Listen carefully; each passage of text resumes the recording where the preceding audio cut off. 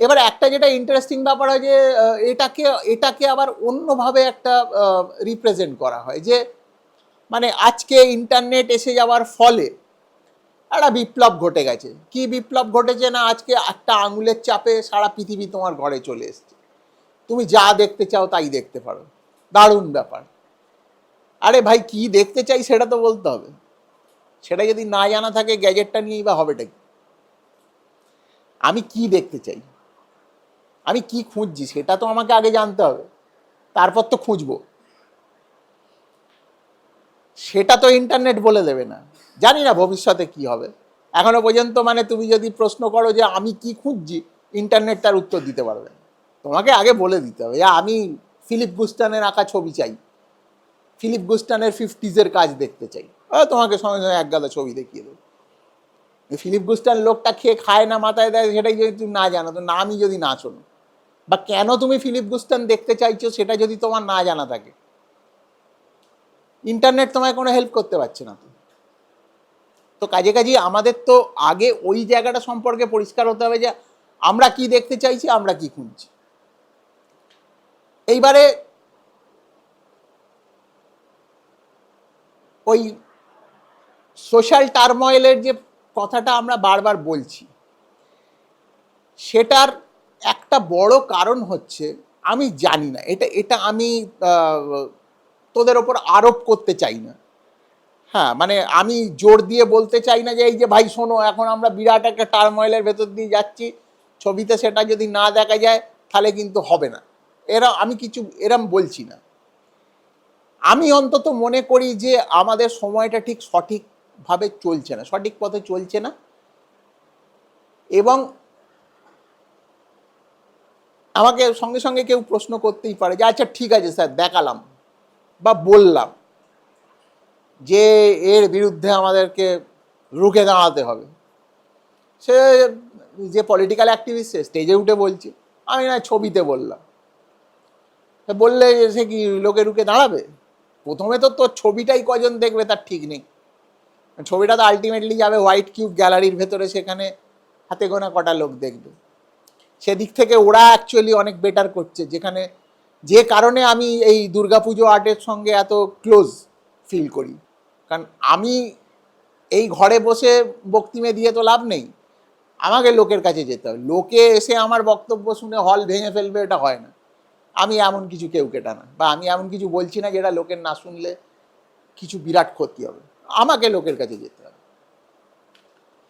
কিন্তু আমার ব্যক্তিগতভাবে মনে হয় যে কতগুলো কথা আমাদের বলা দরকার, এবং সেটা কেন বলা দরকার, not because of the social change. আমি আমি আমার ছবি দেখে সোশ্যাল চেঞ্জ হয়ে যাবে একটা, বা রেভলিউশন হয়ে যাবে, এরকম আমি মনে করি না। আমার ছবির মধ্যে তত জোর নেই।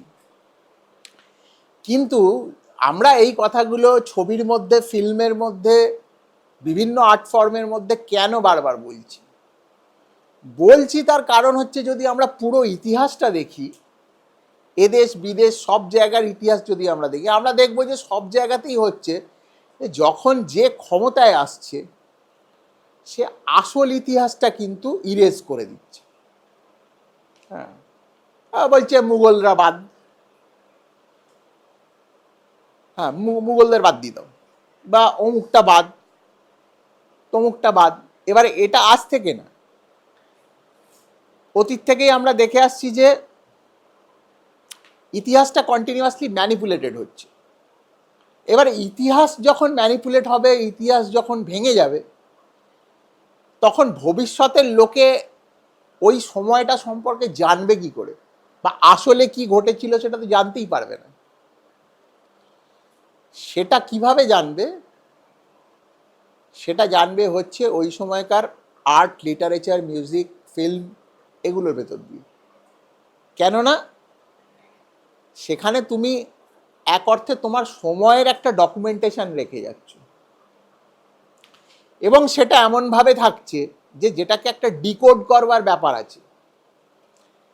রামকিঙ্করের সাঁওতাল পরিবার যারা অ্যাপ্রিসিয়েট করছে, তাদের হয়তো দেখা যাবে একটা বিরাট অংশই জাস্ট ওটার স্কাল্পচারাল কোয়ালিটির জন্যে হয়তো ওটাকে অ্যাপ্রিসিয়েট করছে, ওটা একটা ইন্ডিয়ান স্কাল্পচারে একটা ল্যান্ডমার্ক, এরকমভাবে ওপেন এয়ারে এই ধরনের কাজ কখনো হয়নি, তার যে স্পিড, তার যে মুভমেন্ট, এটা ইন্ডিয়ান স্কাল্পচারে এর আগে দেখা যায়নি। কিন্তু তার বাইরেও তো গল্প আছে, এবং সেই গল্পটা যা ধরা যাক রামকিঙ্করের ধানঝাড়া, ধানঝাড়াটাকে আমরা জাস্ট একটা স্কাল্পচার হিসেবে দেখছি। অ্যাকচুয়ালি ধানঝাড়ার হিস্ট্রিটা আমরা যদি দেখি, আমরা দেখবো যে একটা কম্পিটিশন হয়েছিল, আননোন পলিটিক্যাল প্রিজনার বলে একটা সাবজেক্ট দেওয়া হয়েছিল, এবং সেই সাবজেক্টের ওপরে আর্টিস্টদেরকে স্কাল্পচার বানাতে বলা হয়েছিল।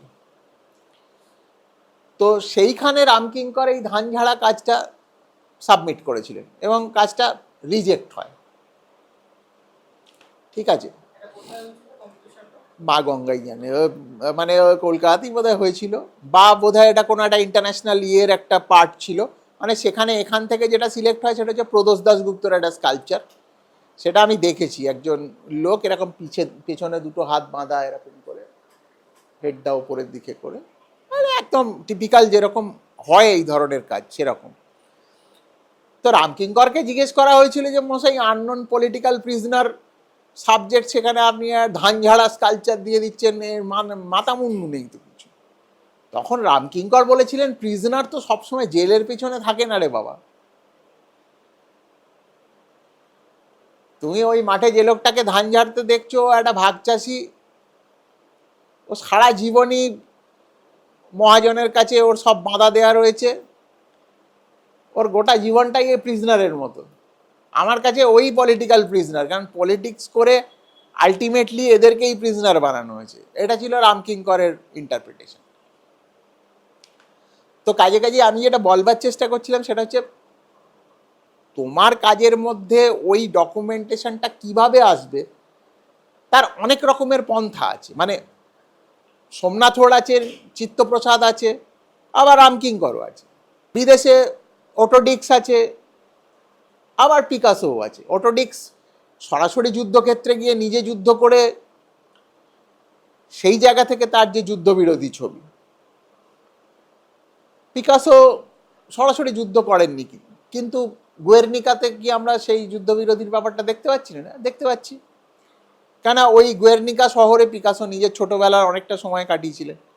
কাজে কাজে ওই শহরের ওপর যখন বোম পড়লো তখন ওনার একটা সাংঘাতিক রিয়াকশান হলো, এবং সেই জায়গা থেকে উনি ছবিটা আঁকলেন। এবং যেটা ইন্টারেস্টিং ব্যাপার সেটা হচ্ছে, এই যে পিকাসোর গুয়ের্নিকা,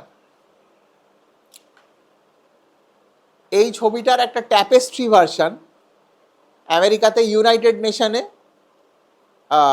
একটা হল আছে, যেখানে হচ্ছে সাংবাদিক বৈঠক হয়, প্রেস, তার দেওয়ালে ওই পিকাসোর গুয়ের্নিকার একটা ছবি টাঙানো আছে। তো কিছু বছর আগে আমেরিকা হঠাৎ বলল যে ইরাক রাসায়নিক অস্ত্র মজুত করেছে, সুতরাং আমরা ইরাক আক্রমণ করব, এবং সেটা ডিক্লেয়ার করবে কে না, কলিন পাওয়েল, এবং সেটা ওই রাষ্ট্রপুঞ্জের ওই হলের মধ্যে দাঁড়িয়ে সে সাংবাদিকদেরকে অ্যাড্রেস করবে। পিছনে টাঙানো রয়েছে পিকাসোর গুয়ের্নিকা, এবার একটা নীল কাপড় দিয়ে ছবিটা ঢেকে দিয়েছে। এটা নিয়ে একটা বিশাল ইয়ে হলো যে পিকাসোর গুয়ের্নিকাটা ঢাকা দিয়ে তারপরে বলছে ইরাকের বিরুদ্ধে আমরা যুদ্ধ ঘোষণা করলাম। মানে পিকাসোর গুয়ের্নিকার সামনে দাঁড়িয়ে যুদ্ধ ঘোষণা করবার মতন হিম্মত হচ্ছে না। ওরা বললো না না, পেছনে লাল নীল কাপড়টা দেওয়া হয়েছে, আসলে ক্যামেরাতে ওইটা ডিস্টার্ব করবে ইমেজটা, এই জন্য আমরা ওটা করে রেখেছি, এই সেই নানা রকম গল্প টল্প। তো ইন্টারেস্টিং ব্যাপারটা হচ্ছে যে এরা পিকাসোর গুয়ের্নিকার সামনে দাঁড়িয়েও যদি বলতো, কি যুদ্ধ কি বন্ধ হতো? হতো না, কিন্তু বলতে পারলো না। একটা নীল কাপড়ের দরকার হলো ওটাকে ঢাকা দিয়ে দেওয়ার জন্য। মানে একটা ছবির ক্ষমতাটা ওইখানে, আর কিছু না। তো এবারে আমরা আমাদের সময় দাঁড়িয়ে আমাদের সময়টাকে কিভাবে অ্যাড্রেস করব, সেটা এন্টায়ারলি আমাদের ব্যক্তিগত চয়েস, এবং কিভাবে আমি ব্যাপারটা দেখব সেটা নানা রকমভাবে হতে পারে। আমি যদি একদম ডাইরেক্ট একটা কোনো রাজনৈতিক মতাদর্শে বিশ্বাস করি এবং আমার সেই মতাদর্শগত জায়গাটাকে আমি ছবির মধ্যে দেখানোর মতন ভিজুয়াল ল্যাঙ্গুয়েজ যদি আমার থাকে, আমার যদি স্ট্রেংথ থাকে, এইখানে আবার একটা প্রশ্ন চলে আসছে না, যে মানে আমার ছবিটার মধ্যে তো কোথাও একটা মানে at the end of the day আমি তো একটা আর্ট করছি, সুতরাং তার মধ্যে ওই আর্টের ব্যাপারটা তো কোথাও না কোথাও থাকতে হবে। এবারে সেইটা রেখে আমি কিভাবে কথাটা বলতে পারি, যদি পারি, যদি আমার সেই জোরটা থাকে আমার ভিজুয়াল ল্যাঙ্গুয়েজের মধ্যে, আমি বলতেই পারি। আমি আইজেনস্টাইনের মতন করে ফিল্ম বানাতে পারি, যদি আমি সেইভাবে কথাটা বলবার মতন আমার ক্ষমতা থাকে।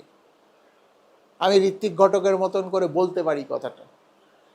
আবার যদি আমার মনে হয় যে না, এইভাবে আমি বলে উঠতে পারছি না, তাহলে আমি অন্যভাবেও বলতে পারি। আমি অটোডিক্সের মতো করেও কাজ করতে পারি, আমি রামকিঙ্করের মতো করেও করতে পারি। সেটা এন্টায়ারলি ডিপেন্ড করবে আমি কিভাবে জিনিসটা দেখছি এবং জিনিসটার প্রতি আমার নিজের কতটা সৎ ইনভলভমেন্ট আছে। মানে আমি একটা, যেরকম দেখলাম এই কয়েকদিন আগে না, বোধহয় 2-3 দিন আগে ইন্ডিয়ান ক্রিকেট টিম, মহিলাদের টিম যেহেতু বিশ্বকাপ চ্যাম্পিয়ন হয়েছে, সুবোধ সরকার দেখলাম একটা বিশাল লম্বা কবিতা লিখে ফেলেছে। আরে ভাই, ওরমভাবে কবিতা লেখার দরকার নেই। হ্যাঁ, কেন ইন্ডিয়ান টিম চ্যাম্পিয়ন হয়ে যায়, কবিতা লিখছি। আমার একটা ধাম করে একটা বাইরে আওয়াজ হলো, দেখলাম একটা টোটো উল্টে গেছে, এটা থামিয়ে তাহলে টোটো নিয়ে একটা কবিতা লিখতে। আর ছবি আঁকা কবিতা লেখাটা কি ওরকম নাকি? আবার হয় নাকি? আমি সব কিছুই দেখছি, সব কিছুই নিজের মতো করে বুঝছি, বোঝবার চেষ্টা করছি, সেখান থেকে কিছু জিনিস আমার ভেতরে তৈরি হচ্ছে। তৈরি যদি হয়, সেটাকে একটু সময় দাও, একটু থিতক, একটু বোঝো ব্যাপারটা, যে সেটার থেকে কতটুকু তোমার কাজে লাগবে, আদৌ লাগবে কি না, তারপরে তুমি তোমার কাজের মধ্যে সেটাকে ব্যবহার করো। হ্যাঁ, মানে এটা যে আমার নিজের ক্ষেত্রে হয়নি তা নয়। আমার রাত্রিবেলা ঘুমোতে যাওয়ার সময় একটা মাথায় দারুণ আইডিয়া এলো, কাল সকালে উঠে এটা এঁকে ফেলতে হবে। সকালে উঠে এঁকে দেখলাম একদম বাজে যাতা হয়েছে, কিছুই হয়নি। মানে সেই মুহূর্তে আমার আইডিয়াটা নিয়ে আমি যতটা এক্সাইটেড ছিলাম, সেটাকে কাজের মধ্যে করে দেখলাম দাঁড়ালো না, হলো না জিনিসটা। তো কাজেই এরকম ঘটতেই থাকে। আইডিয়া হলেই যে সঙ্গে সঙ্গে সেটাকে এক্সিকিউট করে ফেলতে হবে, এবং সেটাই কখনো কখনো দাঁড়িয়ে যায়, আবার কখনো কখনো হয়ও না। এইবারে যেটা মূল জায়গা, সেটা হচ্ছে আমার টিকি তো কোথাও বাঁধা নেই। মানে আমাকে তো কেউ বলেনি যে মশাই আপনাকে এর বিরুদ্ধে ছবি এঁকে দেখাতে হবে। আমি যদি সেটা নিয়ে আঁকি, সে আমি আমার নিজের তাগিদে আঁকছি। এটা হচ্ছে, ও একটা গল্প আছে, ভবাম হাজামের গল্প, সে বহুকাল আগে সন্দেশ পত্রিকায় বেরিয়েছিল, সে বোধহয় উপেন্দ্র কিশোরের আমলে। তুই কি জানিস শুভঙ্কর গল্পটা? হ্যাঁ, যে একটা নাপিত আর কি, ভবাম হাজাম তার নাম, রাজার চুল কাটে। রাজার চুল কাটতে গিয়ে দেখলো রাজার মাথায় দুটো শিং আছে। এবার রাজার মাথায় শিং আছে, এটা তো পাবলিকলি বলা যাবে না, যাচ্ছে তাই ব্যাপার হয়ে যাবে, গর্দান যাবে। দেখেছে, চুপচাপ আছে।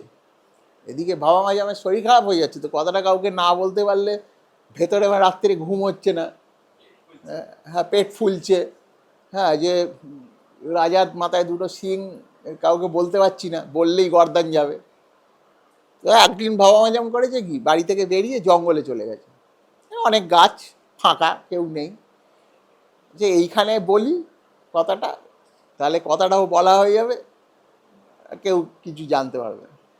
দিয়ে বাবা ওখানে জঙ্গলের মধ্যে গিয়ে খুব চেঁচিয়ে চেঁচিয়ে বলেছে, রাজাজি কা দুটো সিং, বলে বাড়ি চলে এসছে। ভালো। এবারে কিছুক্ষণ বাদে কাঠুরিয়া এসছে কাঠ কাটতে, গাছ ফাছ কেটে নিয়ে গেছে। এবারে সেই গাছ কেটে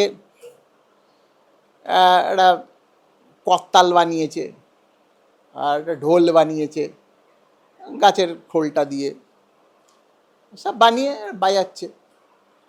যেই করতালটা বাজাচ্ছে রাজা জি কা দুটো সিং, রাজা জি কা দুটো সিং বলে এই তো মহা মুশকিল। এবারে কিসনে বললা কিসনে বললা কিসনে বললা কিসনে, যেই ওই ঢোলটা বাজাচ্ছে ভবম হজম নে বলা, পুরো বাজারে খবরটা চাউর হয়ে গেছে যে রাজাজির দুটো সিং ভবম হজম বলেছে। তো কাজে কাজেই মুশকিলটা হচ্ছে যে আমাদের পেটের মধ্যে যে কথাগুলো গুড়গুড় করছে সেগুলো বলবার তো একমাত্র জায়গা হচ্ছে আমাদের ছবি, ঠিক আছে। এইবারে ছবির মধ্যে সেই কথাটা বলার সুবিধাটা হচ্ছে যার সঙ্গে কানেক্ট করার ঠিক কানেক্ট হয়ে যায়। কিন্তু at the end of the day মানে এটা এটা দেখ, এটা আমার এখানে বলাটাও একটুখানি সমস্যার। তার কারণ হচ্ছে যে আমি আমি পারিনি মানেই যে কেউ পারবে না এরম তো কোনো কথা নেই। হ্যাঁ, তবে আমি এককালে ভেবেছিলাম ছবি এঁকে বিপ্লব করবো, সেটা হয়নি। হ্যাঁ, কিন্তু তার মানে আমি এটা বলছি না ছবি এঁকে বিপ্লব কোনোদিন করা যাবে না। কিন্তু আমি আজকে এসে যেটা রিয়েলাইজ করেছি যে বিপ্লব করি না করি, আমি অন্তত আমার সময়টার একটা ডকুমেন্টেশন আমার কাজের মধ্যে করতে পেরেছি, যাতে করে যদি কালকে আরেকটা অল্টারনেটিভ হিস্ট্রি লেখা হয়, তাহলে কেউ যদি সত্যিকারের ইতিহাসটা জানতে চায়, যদি টিকে যায় আমার ছবিগুলো কপাল জোড়ে, যদি টিকে যায়, যদি চুকে বুকে যায় তাহলে তো চুকে বুকেই গেল, মিটে গেল। বাই চান্স যদি টিকে যায়, সেটা দেখে হয়তো কেউ ডিকোড করলে বুঝলেও বুঝতে পারে যে তোমাকে এই সময়টা সম্পর্কে যে গল্পটা দেওয়া হচ্ছে তার বাইরেও একটা গল্প আছে, যে গল্পটা তোমায় কেউ বলছে না। কিন্তু যে লোকগুলো সেই সময়ের মধ্যে দিয়ে গেছে তারা তোমাকে সে গল্পটা তার কাজের মধ্যে দিয়ে বলছে। ধরা যাক এখনো পর্যন্ত আমাদের কাছে দেশভাগ বা ফ্যামিনের যে হিস্ট্রি আছে, হতেই পারে যে 50 বছর বাদে দেখা গেল কেউ এসে ওই পুরো ইতিহাসটা ওটাও মোগলদের মতো ওটা উড়িয়ে দিল যে না ওরম কিছু হয়নি, ওসব মিথ্যে কথা, ফালতু রটিয়েছে। তখন অন্তত তুমি জয়নাল আবেদিনের ছবি যদি দেখো, বা তুমি যদি ওই সময়কার সাহিত্য পড়ো বা ওই সময়কার নাটক দেখো, বা অন্তত নাটকগুলো পড়ো, তাহলে অন্তত জানতে পারবে। মানে একটা অল্টারনেটিভ ইতিহাস রয়ে যাচ্ছে কাজের মধ্যে দিয়ে। তো আমার মনে হয় যে এইটা একটা খুব গুরুত্বপূর্ণ জায়গা, যেটা আমাদের প্রত্যেকের অ্যাড্রেস করা দরকার বলে আমি মনে করছি। তার কারণ আমার ব্যক্তিগতভাবে মনে হয় যে আমরা এখন একটা খুব ইন্টারেস্টিং সময়ের মধ্যে দিয়ে যাচ্ছি, সেখানে একদিকে যেরকম একটা মেজর ট্রানজিশন হচ্ছে, একটা সময় থেকে আরেকটা সময়ের দিকে যাচ্ছে, একটা ট্রানজিশন হচ্ছে। আমরা একটা ট্রানজিশনাল ফেজ দেখেছি আমাদের, আমরা যখন একদম ইয়াং, মানে 70-80 দশকে আমরা যে সময়টা দেখেছিলাম, সেখান থেকে 90-এর দশকে যখন জিনিসটা শিফট করলো, তখন কিন্তু তার মধ্যে একটা ট্রানজিশন হয়েছে এবং সেই ট্রানজিশনটা আমরা চোখের সামনে দেখেছি এবং সেই ট্রানজিশন আমাদের ছবির মধ্যে এসছে। আমি আমার পুরনো ড্রয়িং এখন দেখলে দেখি সেখানে হয়তো এসটিডি বুথ এঁকেছি। আজকে এসটিডি বুথ জিনিসটা একটা গল্প হয়ে গেছে, তোরা অনেকে হয়তো দেখি শুনি সেটা। আমাদের কাছে এসটিডি বুথটা একটা খুব স্বাভাবিক ব্যাপার ছিল, পাড়ায় পাড়ায় এসটিডি বুথ, ঠিক আছে। বা এই সেদিন অবধি সাইবার কাফে ব্যাপারটা খুবই পপুলার ছিল, আজকের দিনে আর সেসব কেউ দেখে না। তো সময়ের সঙ্গে সঙ্গে অনেক কিছু উবেও যাচ্ছে, তার জায়গায় অনেক নতুন জিনিস আসছে। তো আমার মনে হয় যে আমাদের উচিত হচ্ছে আমাদের সময়টাকে অন্তত ছবির মধ্যে কোথাও না কোথাও ধরে রাখবার চেষ্টা করা। এইবার একটা খুব গুরুত্বপূর্ণ প্রশ্ন, সেটা হচ্ছে যে তাহলে স্যার আমি যদি অ্যাবস্ট্রাক্ট ছবি আঁকি, তাহলে আবার ওইসব কোত্থেকে ধরব? কারণ আমি তো আমার ছবির মধ্যে তো সেটা ওইভাবে ধরে রাখা সম্ভবই নয়। এখন প্রশ্নটা হচ্ছে ছবির ল্যাঙ্গুয়েজটা কি হবে সেটাও একটা খুব ইম্পর্টেন্ট ব্যাপার, যে তুমি কোন সময় দাঁড়িয়ে কি ধরনের ছবি আঁকবে। অ্যাবস্ট্রাকশনের একটা বিরাট ইতিহাস আছে, এবং এই অ্যাবস্ট্রাকশনের ইতিহাসটা ছিল কিন্তু ওই ভিজুয়াল ন্যারেশনকে ভাঙবার একটা সচেতন একটা প্রয়াস ছিল, যেহেতু তখন আর্টের জগতে মনে হয়েছিল যে ওইটা হচ্ছে তোমার কাজটাকে নতুন একটা দৃষ্টিভঙ্গি দেওয়ার একটা পথ। তারপরেও গঙ্গা দিয়ে অনেক জল বয়ে গেছে। হ্যাঁ, আজকের দিনে আমি অ্যাবস্ট্রাকশনটা ইউজ করলেও অ্যাবস্ট্রাকশনটা আমি কোথায় ইউজ করব, সেটাও একটা খুব ইম্পর্টেন্ট প্রশ্ন। সব এলিমেন্টই আমার হাতে আছে, জ্যাকসন পোলকও আমার হাতে আছে, অটোডিক্সও আমার হাতে আছে, ক্যাথে কলভিটসও আমার হাতে আছে, সোমনাথ হোড়ও আমার হাতে আছে। আমি সকলকে দেখেছি, সকলের কাজ আমার কাছে রয়েছে, কিন্তু আমি কিভাবে সেটাকে ব্যবহার করব, এবং আমি অ্যাবস্ট্রাক্ট করলে কি আমাকে অ্যাবস্ট্রাক্টই করতে হবে? এসবের তো কোনো ফিক্স প্যারামিটার কিছু নেই, এটা তো ডিপেন্ড করবে আমার কাজের ওপরে। আমার একটা কাজ আছে যেখানে একজন একটা ফিগার,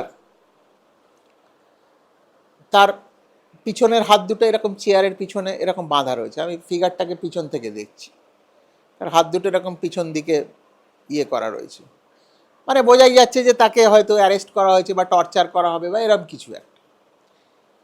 সেটা আমি একদম ফিগারেটিভ পেন্টিং যেরকম হয় রিয়ালিস্টিক্যালি সেভাবেই পেন্ট করি। এবার তার হেডের জায়গাটা আমি জ্যাকসন পোলকের মতো এরকম এরকম করে দিয়েছি, কারণ তাকে আমি সত্যি পার্সোনালি চিনি না, আমি জানি, মানে ওটা আমার আননোন একটা এরিয়া। এবারে আমি ছবির ভাষাটাকে কিভাবে ব্যবহার করব, পোলক কি বলিয়াছেন জেনে আমার লাভ নেই, কারণ আমি তো পোলক নয়। কিন্তু আমি জানি যে আমি পরীক্ষা দিতে গিয়ে দেখেছি যে যে কথার যে শব্দটার বানান জানি না সেটা একটু হিজি করে লিখে দিতে হয়, যাতে স্পেলিং মিস্টেক থাকলেও ধরতে না পারে। আমি ছবি আঁকতে গিয়ে দেখলাম ভাই এই জায়গাটুকু আমি জানি, এঁকেছি, এটা আমি জানি না, এটা আমার জানার মধ্যে নয়, জ্যাকসন পোলকের মতো ঘেঁটে দিলাম। এটা ডিপেন্ড করবে, আমারই তো ছবি। না, আমায় যদি কেউ বলে ভাই চলবে না, তোমার ফিগারটা এরকম রিয়ালিস্টিক, তুমি মুন্ডুটা হঠাৎ এরকম জ্যাকসন পোলক টাইপের দেখতে কি করে হতে পারে, আমি এঁকেছি তাই ফুরিয়ে গেল। কি চলবে আর কি চলবে না তার তো আর কোনো ডিকশনারি বা প্যারামিটার কিছু নেই, কিন্তু সামহাউ তোমার হাতে সব এলিমেন্ট রয়েছে।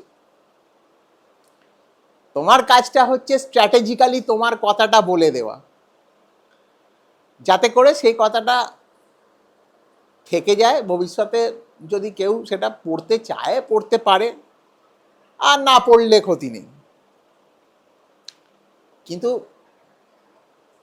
এইভাবেই একটা কালেকটিভ হিস্ট্রি তৈরি হয়। হিস্ট্রি তো শুধু ঐতিহাসিক লিখবে না, হিস্ট্রি আর্টিস্টও লিখবে, ফিল্ম মেকারও লিখবে, কবিও লিখবে, সাহিত্যিকও লিখবে।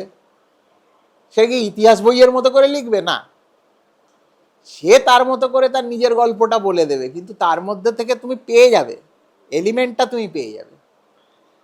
তার জন্য তোমাকে হয়তো তুমি ইতিহাস বই পড়ার থেকে তোমার ওইটা পড়ে তোমার ব্যাপারটা বুঝতে অনেক বেশি সুবিধে হবে।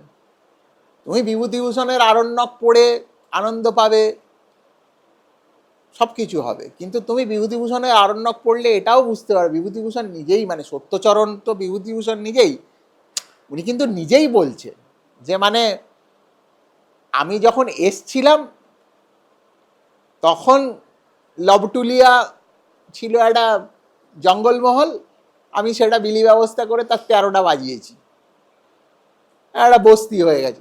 এটা আরণ্যকের মধ্যেই উনি লিখছে। অর্থাৎ এই যে সোশ্যাল চেঞ্জটা হচ্ছে, এটা কিন্তু আরণ্যকের মধ্যে ধরা আছে। আরণ্যক যে একটা খুব সাংঘাতিক রাজনৈতিক উপন্যাস এমন কিছু নয়, কিন্তু আরণ্যকটা পড়লে একদিকে আমি হ্যাঁ অবশ্যই আমি বিভূতিভূষণের প্রকৃতির বর্ণনা পড়ে মুগ্ধ হচ্ছি, কিন্তু পাশাপাশি বিভূতিভূষণ কিন্তু ওই ক্লুগুলো তোমাকে দিচ্ছে যে কি এক্স্যাক্টলি স্বাভাবিকভাবেই আসছে। এবারে আমার ব্যাপারটাও সেটা যে না, আজকের লেকচারটা হয়ে যাওয়ার পরে বাড়ি গিয়ে ক্যানভাসের সামনে একটা বাবু হয়ে বসে ঠিক করলে আজ একটা সোশিও পলিটিক্যাল আর্ট করে ছাড়বো, হবে নাকি, হয় নাকি, ওরমভাবে কি করা যায় নাকি? কিন্তু আমার ভেতরে যদি ওই প্রসেসটা চালু থাকে, আমি যদি কোথাও বুঝতে পারি যে আমি আমার চারপাশের লোকজন, বদলে যাওয়া পরিস্থিতি, সেটা কোথাও আমাকে মানসিকভাবে অ্যাফেক্ট করছে এবং সেটা কোনোভাবে আমার ছবিতে আসতে পারে, তাহলে সেটা তার মতন করে আসবে।